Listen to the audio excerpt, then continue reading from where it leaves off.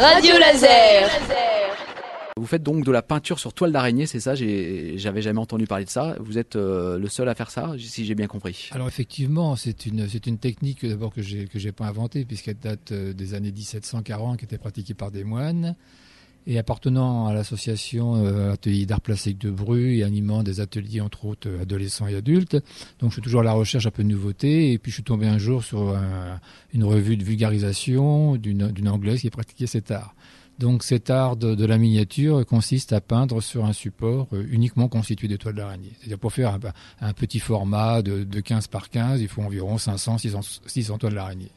Ah ouais, quand même. Donc, comment vous faites pour récupérer toutes ces toiles d'araignée? C'est relativement simple. Il suffit de prendre un calendrier, découper au clutter un carré ou un rectangle, le mettre autour du scotch double face, et puis partir dans la nature, aller chercher des toiles positionnées entre des brindilles. Je parlais d'un calendrier, j'en ai un sous les yeux. Là, vous voyez très bien un format circulaire qui a été découpé.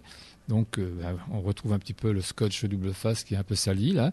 Vous prenez la toile d'une façon frontale, la première, la deuxième, la troisième, la quatrième, la cinquième, puis vous vous rendez compte qu'au bout de la trentaine, c'est complètement entaché de petits moucherons ou de pollen quelconque.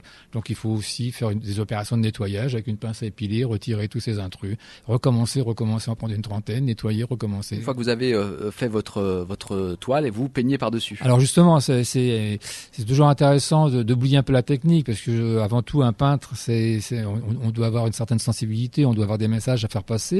Donc j'essaye d'apporter la poésie qui m'appartient, et j'utilise pour cela la texture que m'a offert la nature. Le fait de superposer des trames d'une façon aléatoire, je passerai rapidement sur la façon de les saisir, parce qu'on peut les prendre d'une façon frontale ou latérale. Il y a quelques subtilités qui donnent des effets intéressants, et donc ces matières et ces textures sur la toile vont me guider dans ma création. Et donc à partir de là, je dépose de la peinture devant ou par derrière, puisque j'ai pas de support au départ. Donc c'est pour cette raison, à travers mes peintures, il y a des tons qui apparaissent par le dos. Donc la peinture fuse comme sur un tissu, puis c'est de la soie en fait.